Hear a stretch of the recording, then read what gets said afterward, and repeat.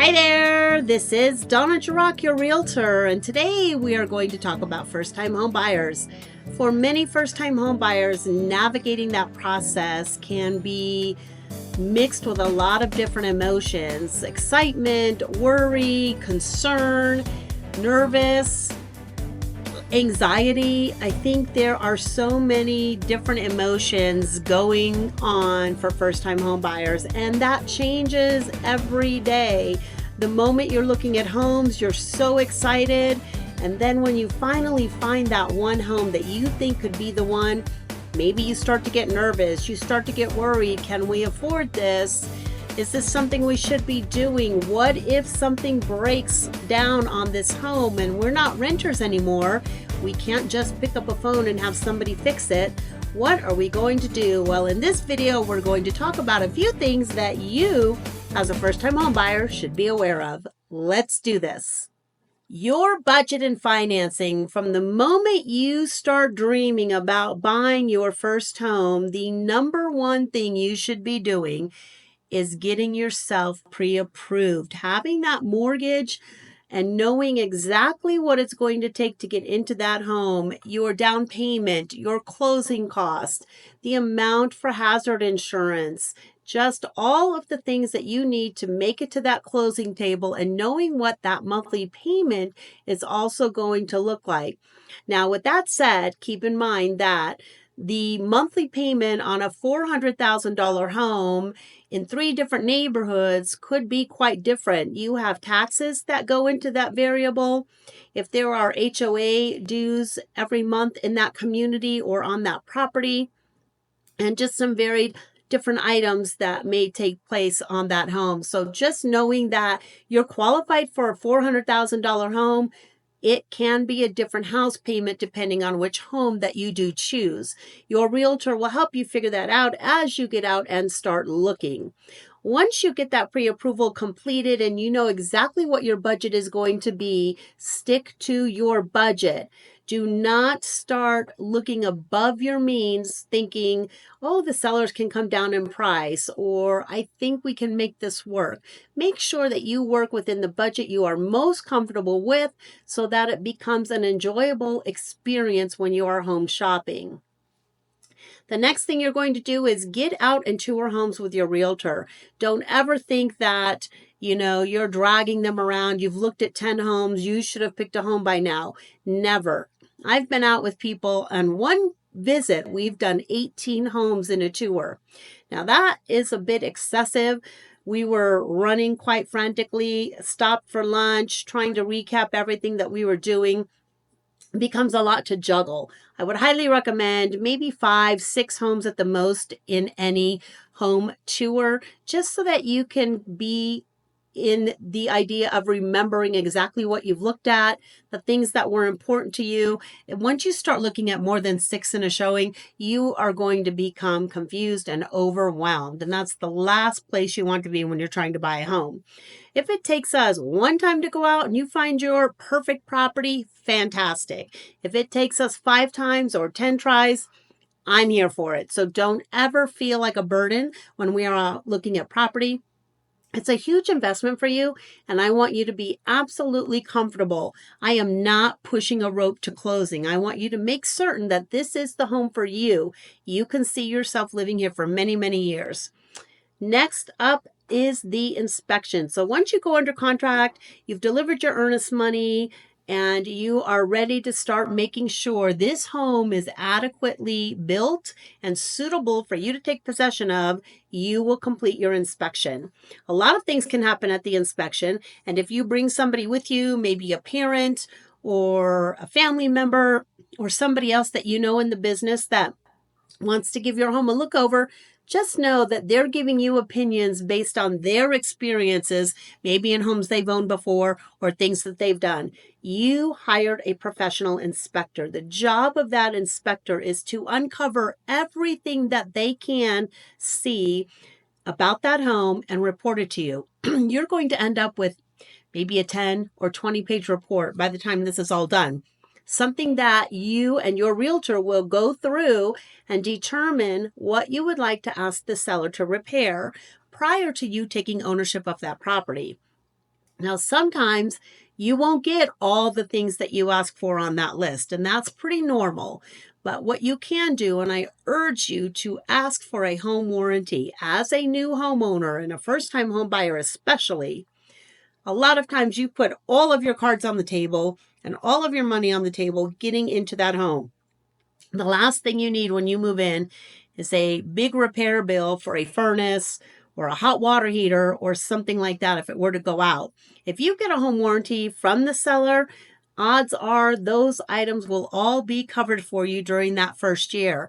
And once that first year comes due, you always have the option to renew that home warranty. And I highly recommend it. I get postcards every month on the things that my buyers have had to make claims on. And I am so grateful every time I get one of those postcards that we were able to get them a home warranty on that property. So make sure you do your homework, get that home warranty put into your offer, and know that you have that peace of mind should anything go wrong with those appliances, your HVAC, your AC unit, anything during that first year, you're covered. Very, very small deductible as well. So I highly recommend, if the seller doesn't cover that for you, you get a home warranty when you close on that property. You'll really be glad that you did that. Now, thinking about the size and layout of the home is also very important. You may have ideals in place of what you really must have when you're out home shopping. And you may find out that not every home is going to fit that ideal. Sometimes I have people say, I must have a bathtub in the master bedroom. Well, the perfect home for them may come along, but it only has a shower, yet there is a bathtub in the hallway bath. Maybe that would work for you. Or you might have to consider a 2-car garage instead of a 3-car garage if the certain neighborhood you want to be in doesn't allow for your budget to fit within a 3-car garage. There are just things you're going to have to give up in this home. It just is that way. And I don't care what your budget is, there is always something that you wish you had in that home regardless. So it's not because you qualify down here and what you want is up here, because if you were up here, there'd still be something that you want in that home that isn't there. It just is the way it is. So be practical. Don't have a hard and fast rule of exactly what you want. And, another point I would like to make is while you are out looking at homes, have a checklist, have a little punch list, if you will, where you can write down the address of the home that you're at, some notes about it, pros and cons, things that you can look back on and refresh after your weekend of looking at property. Now, as a realtor, I always give my buyers a list of the homes that we're going to see. I often recommend that you do make notes on that so that when we're done at the end of the day, we can discuss the things that you did love about certain homes or things that you didn't. And as we're going through those homes, I'm also taking note of the things that you are saying about that home so I can remind you later so that we're not getting homes mixed up. Now, one of the things I like to point out as well, when we are touring homes, I will speak very frankly with you, and I may point things out in the home that you didn't think about or that weren't an issue for you until I pointed them out. That's okay. It's just things I'm trying to make you aware of. Let's just say, for example, you're purchasing a home that maybe backs to a busier road than you would like, but it doesn't bother you because you're not backing up to 12 neighbors with barking dogs. So that's the trade-off, right? But always know when you go to sell that home, whatever quirky item was there about that home that you decided to purchase will also be issues for buyers down the road. So you'll need to find a like-minded buyer when you go to sell that particular property. There is a buyer for every home. It's just a matter of how many buyers for that home. And if you do pick a home that maybe has something a little bit odd about it, just know you're going to have to also find a buyer that does not mind that oddity as well.